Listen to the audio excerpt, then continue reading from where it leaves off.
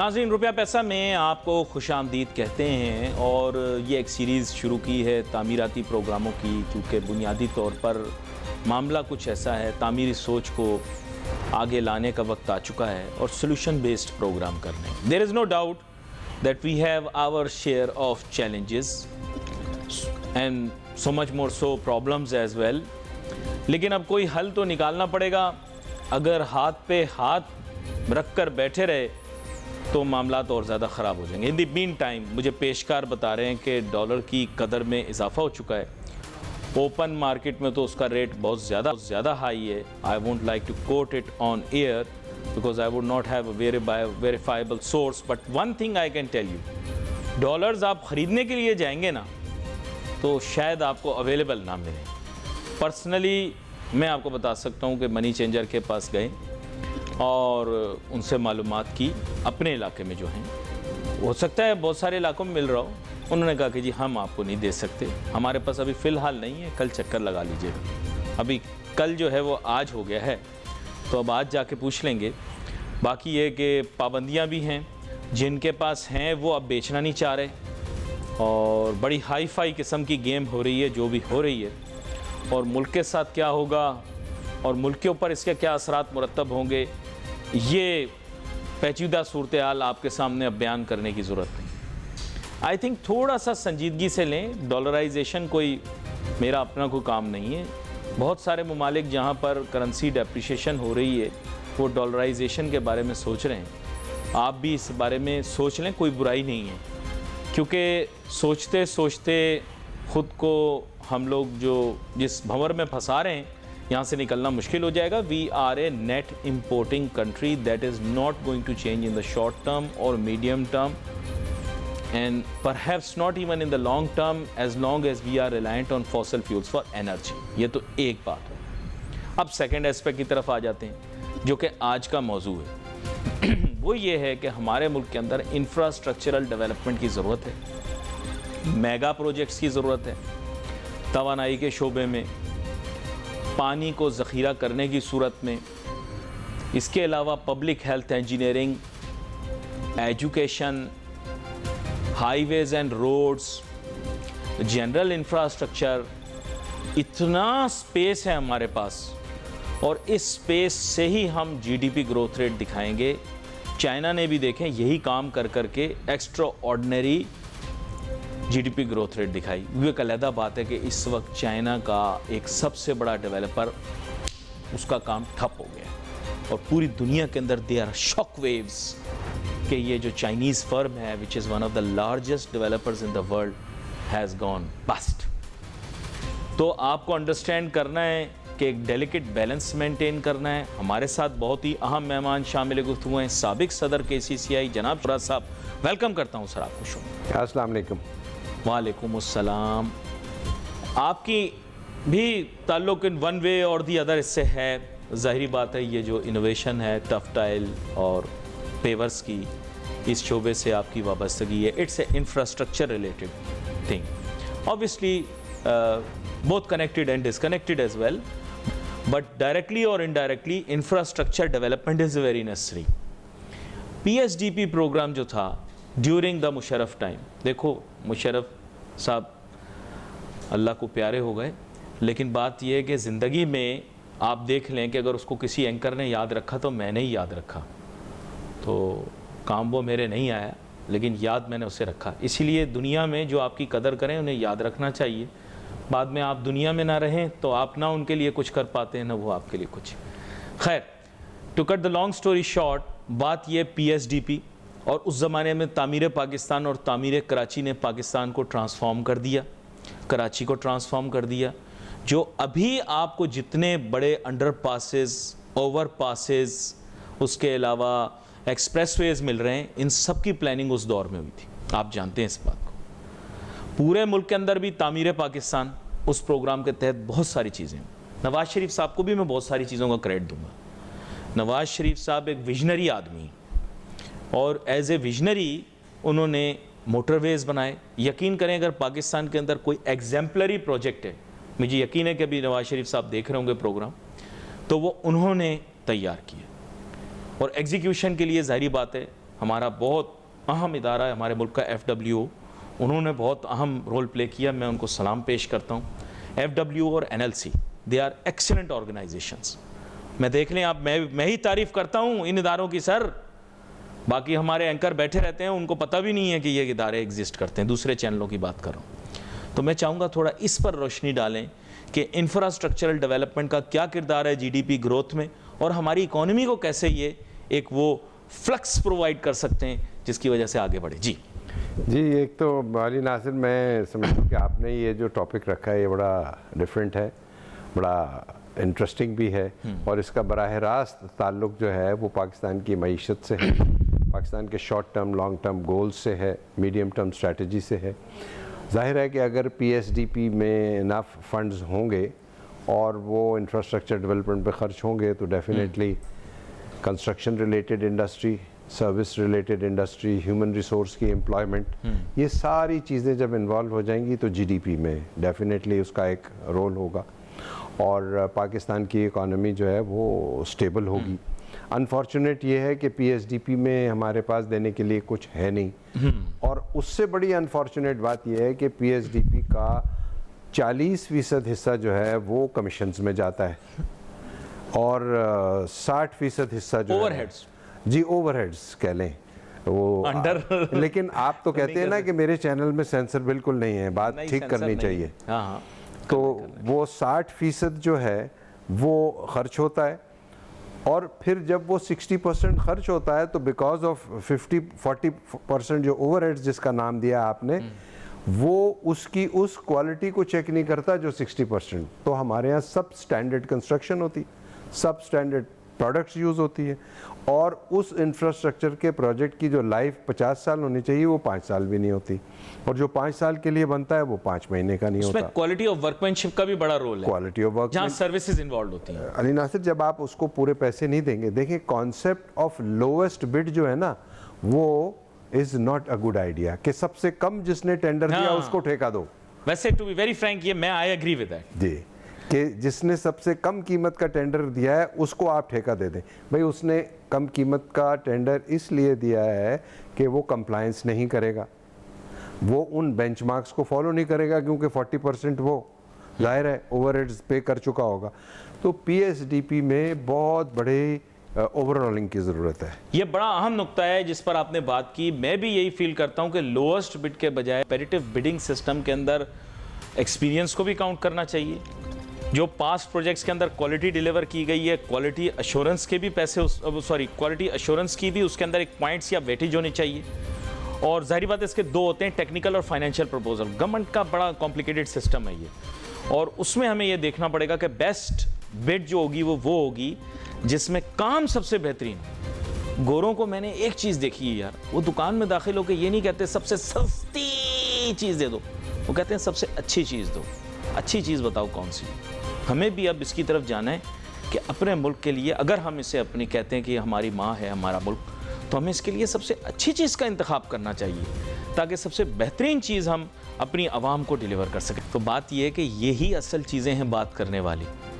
वो बातें जो हैं, जो मेरा ऐसा ख्याल है कि जो मुल्क में एक सियासी गहमा गहमी पैदा कर दी है, उसकी इतनी ज़्यादा अहमियत नहीं है, और हम जो बताएंगे लोगों को वही लोग उस पर सोचो विचार करेंगे। तो मैं चाहूँगा थोड़ा सा इसकी भी वजाहत करें। जो आपने बताया कि बिडिंग का प्रोसेस जो है उसको मेरे ख्याल से इसको रीड्रॉ करना पड़ेगा। जो रूल्स होते हैं हमारे यहाँ PC1 एक डॉक्यूमेंट होता है जिसकी बुनियाद के ऊपर किसी भी प्रोजेक्ट के प्रपोज़ल को तैयार किया जाता है। फिर उसके बाद अब ज़ाहिरी बात है जो इस तरह के प्रोजेक्ट प्रपोजल्स होते हैं इनके लिए बिडिंग आती है। बिडिंग के ज़रिए सिलेक्शन का भी एक प्रोसेस है, उसके अंदर भी मेरे ख्याल सर थोड़ी सी इंडस्ट्री इनपुट डाल दी जाए, मेरा ऐसा ख्याल है। ब्यूरोक्रेटिक जो एक अप्रोच है उससे हटके एक अप्रोच ये डाली जाए कि ज़रा फाइनेंशियल और टेक्निकल प्रपोजल को इस रोशनी में देखा जाए कि किस क्वालिटी का, किस वर्कमैनशिप का, based on what experience project आ रहा है। लोएस्ट बिड वाली जो बात होती है वो इसलिए है क्योंकि हमारे यहाँ ये तसव्वुर है कि जी वो तो महंगी बिड अप्रूव कर दी इन्होंने। तो थोड़ा सा आवाम को भी एजुकेट करने की ज़रूरत है, थोड़ा सा गवर्नमेंट को भी चेंज करना पड़े। क्या कहते हैं आप? जी अली नासिर, बिल्कुल आपने सही इसका एनालिसिस किया है। हालांकि आपने अपने सवाल में ही जवाब दे दिया। मैं उसमें सिर्फ ये ऐड करूंगा कि देखें, प्रोटोकॉल्स तो बिडिंग के और सिलेक्शन के और बिडर्स की कॉम्पिटेंस को वो सब मौजूद हैं और बहुत ठीक हैं। ज़रूरत इस बात की है कि उसमें करप्शन नहीं होनी चाहिए। एक्चुअली देखें, सारा जो प्रॉब्लम है हमारे मुल्क में वो ये है कि कवानीन मौजूद हैं, कवानीन पर अमल दरामद जो होता है वो जिस तरह से होता है, नहीं वो होता है, लेकिन वो जिस अंदाज से और जिस एंगल से अमल दरामद होता है उसके जो कॉन्सिक्वेंस में नताइज निकलते हैं वो बहुत ख़राब निकलते हैं। My point is this. आप इस बात पर ज़रा गौर कीजिए। नहीं, ये बड़ी अहम बात आपने की है। इसी तरह हमारे यहाँ जो गवर्नमेंट, हमारा प्रॉब्लम इस वक्त भी डॉलर की परवाज़ 300 का हो गया, 500 का हो गया। अली नासिर, हमारा प्रॉब्लम आज भी फाइनेंशियल नहीं है, हमारा प्रॉब्लम गवर्नेंस का है। You think so? I think so. और उसकी तरफ कोई काम नहीं हो रहा, नहीं है, बल्कि उसमें मज़ीद ख़राबी पैदा हो रही है। और हमारी गवर्नेंस जो है ओवर लास्ट 15-20 साल अगर आप देखें तो दिन ब दिन हमारी फेडरल लेवल की, प्रोविंशियल लेवल की गवर्नेंसेस जो है हमारी वो ख़राब हुई हैं, कम हुई हैं। कॉम्पिटेंट लोगों को पीछे रखा गया है, इनकॉम्पिटेंट सिफारिश करप्शन के ज़रिए जो लोग आए उनको ऊपर आने दिया गया है। कौन सपोर्ट कर रहा है, क्यों कर रहा है, पॉलिटिकल पार्टीज़ कर रही हैं, एस्टैब्लिशमेंट कर रहा है, फलां कर रहा है। ये जो इश्यूज़ हैं ये आखिर कब ख़त्म होंगे? अच्छा, यहाँ पर मैं फिर इसी की बुनियाद पर, आपको पता है कि 2-3 मरतबा गवर्नेंस के इशू को एड्रेस करने की कोशिश की गई। फिर वही बात, मुशर्रफ साहब दुनिया में नहीं रहे, लेकिन आपकी बात को सामने रखते हुए NRB बनाई गई थी, नेशनल रिकन्स्ट्रक्शन ब्यूरो। उसका माने ये, उसका मकसद ये था कि किसी तरह रिफॉर्म लाया जाए और गवर्नमेंट के मुख्तलिफ इदारों को ज़्यादा एफिशिएंट बनाया जाए।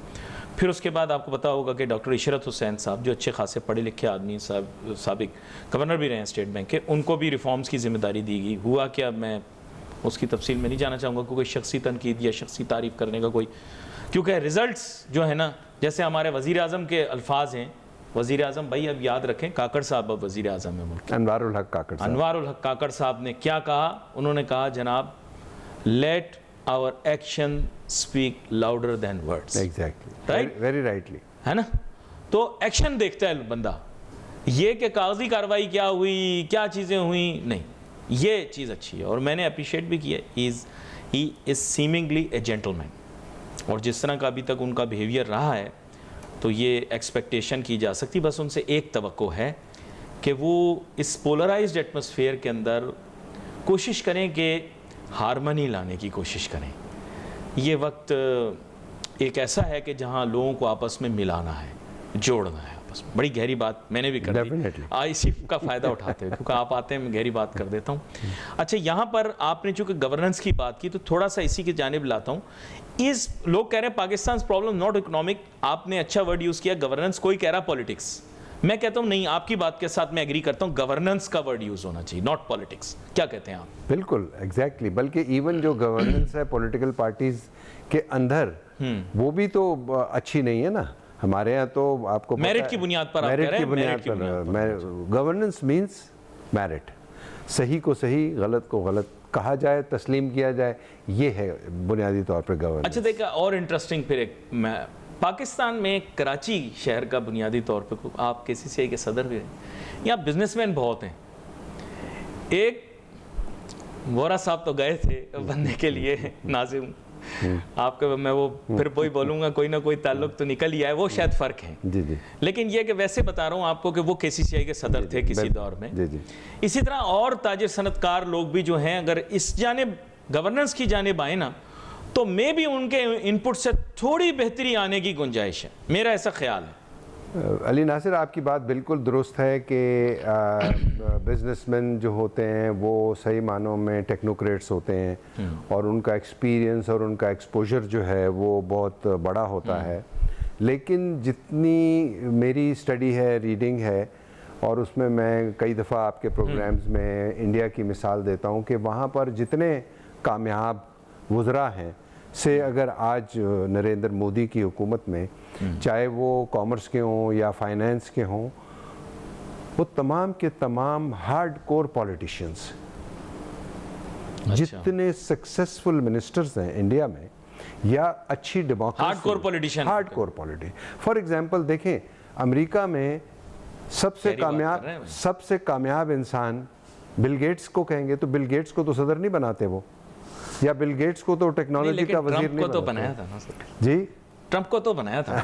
हाँ, ट्रंप को बनाया था। ट्रंप एक सक्सेसफुल बिजनेसमैन था, उसको मतलब उन्होंने सबको ट्राई किया। हाँ, but he was a hardcore politician also. अच्छा, उनका निजाम आपने छेड़ दिया, बड़े मजे की आपको बात बताऊं। देखिए, उनका एक बहुत ही सक्सेसफुल प्रेसिडेंट जो है वो आइजनहावर है। बिल्कुल, आइजनहावर जो था वो उनका आर्मी चीफ था और उसने जंग भी जिताई, इज वॉर हीरो, और वो प्रेसिडेंट रहा और उसने बहुत अच्छी परफॉर्मेंस दिखाई। इसके अलावा अगर आप देखें तो वहाँ पे स्टेट्समैन भी रहे, इंटेलिजेंस के लोग भी आप देखें कि उनके यहाँ, क्योंकि एक ज़माने में जॉर्ज बुश सीनियर जो हैं ये CIA के सरबराह भी रहे, फिर उसके बाद सदर भी बने मुल्क के। इसी तरह वहाँ पर एयरफोर्स के एक जनरल उनकी इंटेलिजेंस के भी सरबराह रहे। मतलब इस तरह से है उनके यहाँ, दे ट्राई टू। लेकिन आपकी बात ये दुरुस्त है कि ज़्यादातर लोग बिजनेसमैन नहीं है।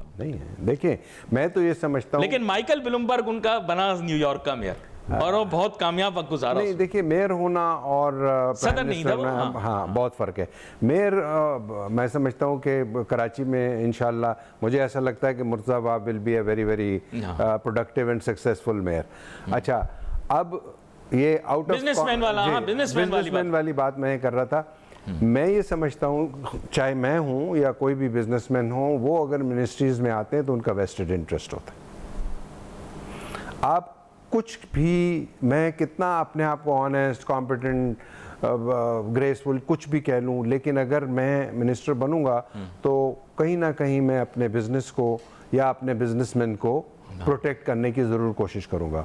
Where as hardcore true politician जो होता है वो कंट्री लेवल पे देखता है। फॉर एग्जांपल, इंडिया का ही जो अभी कॉमर्स मिनिस्टर हैं, उसकी अचीवमेंट आप देखें, मैं उस दिन पढ़ रहा था किसी किताब में कि उसने कहा कि जब मुझे पता चला कि $650 बिलियन से इंडिया की एक्सपोर्ट जो है वो बढ़ गई, तो ये मेरी 25 साल की जो पॉलिटिक्स है उसका मुझे फल मिला। तो वो कोई बहुत बड़ा, कोई हार्वर्ड का या कोई बहुत बड़ा कामयाब बिजनेसमैन नहीं है, वो एक यूनियन काउंसिल का, फिर एक मेयर का, फिर एक वज़ीर, और फिर सूबाई वज़ीर, और फिर इस लेवल पर यश गोयल या इस किस्म का उनका नाम है। तो हमारे यहाँ अगर आप अली नासिर को और शारिक वोरा को ये यकीन है कि हमारे यहाँ डेमोक्रेसी की बुनियाद पर तरक्की होगी, तो डेमोक्रेसी चलाने के लिए पॉलिटिशियंस को मौका दीजिए, उनको फलने फूलने का मौका दीजिए कि उनमें से सही लोग आएँ और वो मुल्क को चलाएं। ये टेक्नोक्रेट्स की गवर्नमेंट, ये जजों की गवर्नमेंट, ये बिजनेसमैन की गवर्नमेंट ये चलने वाली नहीं है, ये फौजियों की गवर्नमेंट ये चलने वाली नहीं है। देखें, गवर्नमेंट, मैं छोटा सा ब्रेक ले लूं, आप खतरनाक बातें कर रहे हैं, मैं भी फंस जाऊंगा। आजकल हालात बड़े अजीब हैं भाई, ठीक है, आप जरा देख के ही चलें। इकोनॉमी पाकिस्तान की एक अजीब किस्म के मझधार में फंसी हुई है। अब आप कह रहे हैं कि इससे हमने निकलना है, ये इस वक्त ये कह रहे हैं कि we have to fix the problem. This is not a short term problem, not a medium term problem, this is a chronic long term problem that shall be corrected by unlearning the mistakes of the past and then learning something new. Am I correct? बिल्कुल बिल्कुल। तो अब इसको अब आप आगे theme को लेकर चलें ताकि हमारे नाजरीन इससे लुत्फ उठा सकें और समझ भी सकें, साथ साथ सिर्फ लुत्फ ना उड़ाएं, मतलब इस पर अमल भी करें। जी बिल्कुल, बहुत सही कहा आपने अली नासिर के इस वक्त जो हमारी इकॉनमी है वो उन गलतियों की वजह से जिनको हम गलती समझ नहीं रहे, जो आपने एक लफ्ज़ इस्तेमाल किया कि हमने अनलर्न करना है। तो व्हाट इज़ अनलर्निंग? देखिए, लर्निंग तो ये है कि मैं आपसे सीख रहा हूँ, आप मुझसे सीख रहे हैं। अनलर्निंग ये है कि मेरी जो जहन की हार्ड डिस्क है उसमें अगर कोई गलत कॉन्सेप्ट, गलत फार्मूला एनग्रेव हो चुका है, मेरी हार्ड डिस्क में बैठ चुका है, तो जब तक वो निकलेगा नहीं तो मेरी क्रिएटिविटी या मेरी पॉजिटिविटी मेरे माइंड की आगे नहीं चलेगी। So is the situation of Pakistan कि हमारे जहनों में जो एक गलत तस्वुर है कि पाकिस्तान की इकॉनमी जो है वो ये लोग चला सकते हैं और ये लोग चला सकते हैं और ये नहीं चला सकते।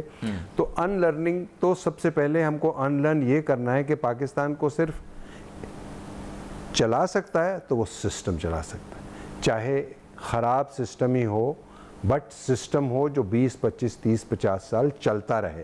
चाइना के सिस्टम को कुछ भी आप कह लें, वो फैशिज्म था, वो सोशलिस्ट था, वो कैपिटलिस्ट था, वो सोशलिस्ट और कैपिटलिस्ट के दरमियान की कोई चीज़ थी।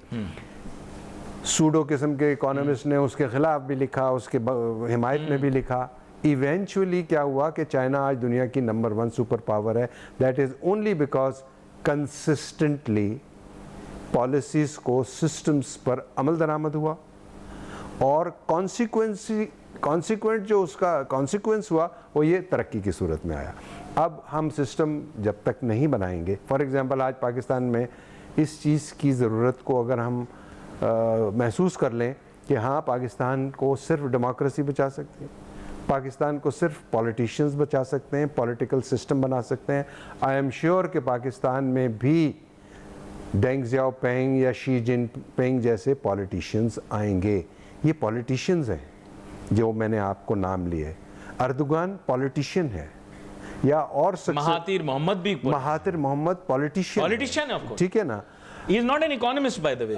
Some people आपको अच्छा लगे या ना अच्छा लगे, ये वही नरेंद्र मोदी है जो गुजरात के मर्डर में अमेरिका उसको अपनी सरजमीन पर उतरने नहीं देता था और आज जो बाइडेन उसको वेलकम करता है। दैट इज़ बिकॉज उस पॉलिटिशियन ने उस इकोनॉमी को चेंज किया।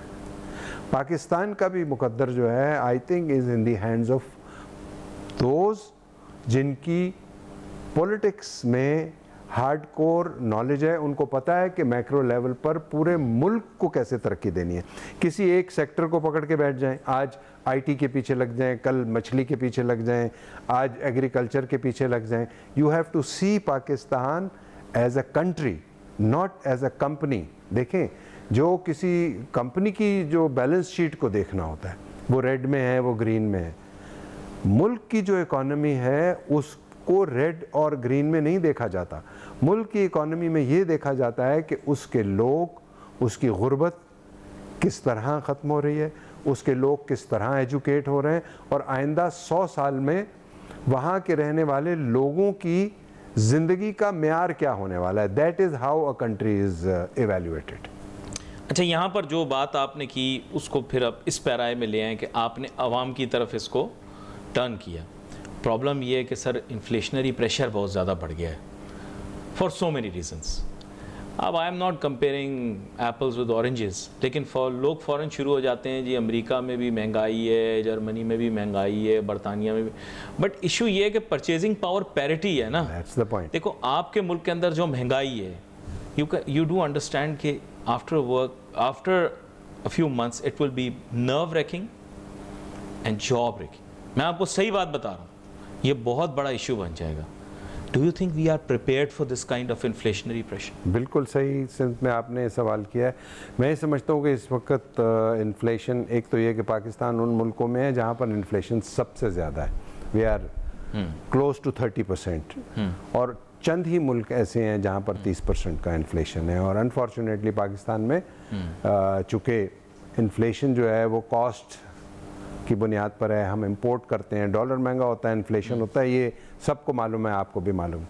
बट पाकिस्तान में लोग पावर्टी लाइन से नीचे, पाकिस्तान की 45-50% आबादी वो है जो पावर्टी लाइन से नीचे है। मीन्स कि उनके लिए 2 मील्स 3 मील्स का होना एक बहुत बड़ा प्रॉब्लम है। कैलोरी काउंट पे ही वो ड्रॉप है ना, ड्रॉप है। हाँ, तो हमारे यहाँ जो इन्फ्लेशन है और जिन वजूहात की बिना पर है, और चूँकि डायरेक्शन नहीं है, तो आई डाउट कि ये इन्फ्लेशन अगले 2 साल में भी खातिर खा कम हो जाएगा। गवर्नमेंट्स तो कह रही हैं कि ये 2024 या 2025 में 15% से नीचे आ जाएगा, लेकिन मेरा सवाल ये है कि हमने क्या ऐसा किया है जिसकी बुनियाद पर इन्फ्लेशन कम हो जाएगा। There needs to be a plan in place to control, exactly, है ना। तो ये बड़ा मुझे क्योंकि दबाव रहता है, नाजरीन भी कहते रहते हैं कि महंगाई के मुतालिक बात करें। देखिए, अभी तो ये फिनोमिना ऐसा हो गया है कि लोगों के पास एक्सक्यूज़ होती है कि ग्लोबल है, लेकिन जैसे शारिक वोरा साहब ने बताया कि इनकी एक्सपेक्टेशन नहीं है कि 2 साल में भी ये नीचे आएगा उतनी तेज़ी से जितनी शायद हुकूमत तवक्को कर रही है। उसकी वजह ये है कि उसके लिए एक प्लान चाहिए होगा। मेरे ख्याल से अगर आज वो प्लान डिवाइस हो जाए तो अच्छा है। I think care taker government भी उस पर काम कर सकती है। शारिक वोरा साहब, आपका शुक्रिया अदा करता हूँ, आप शो पर तशरीफ़ लाए। नाजरीन भी wait for message. Facebook Ali Nasir हमारी टीम को इजाज़त दीजिए। अल्लाह हाफिज़।